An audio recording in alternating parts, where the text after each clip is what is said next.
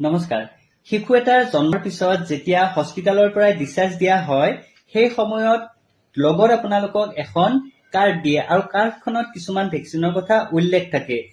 কেতিয়া ল'ব লাগে, কেনেদৰে ল'ব লাগে।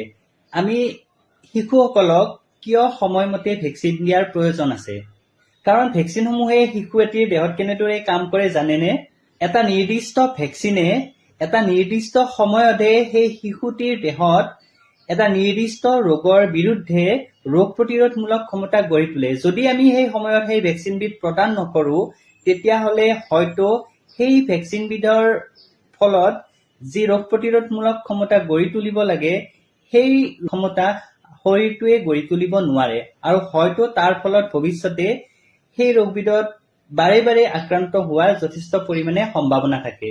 গতিকে সকলোবিলাক ভেকচিন এটা নিৰ্দিষ্ট সময়ত যেনেদৰে আপোনালোকক কাৰ্ডখনত লিখি দিয়ে ঠিক তেনেদৰে আপোনালোকে সময়মতে ল'ব লাগে।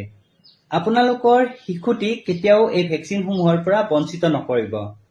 যদি কেতিয়াবা কিবা অসুবিধা থাকে, জ্বৰ, চৰ্দি, কাহ তেনেকুৱা ধৰণৰ সমস্যা থাকে, আপোনালোকে এজন অভিজ্ঞ চিকিৎসকৰ পৰামৰ্শ লৈ ল'ব আৰু সেই অনুসৰি আপোনালোকে সময়মতে ভেকচিন দিয়াৰ ব্যৱস্থা কৰি ল'ব।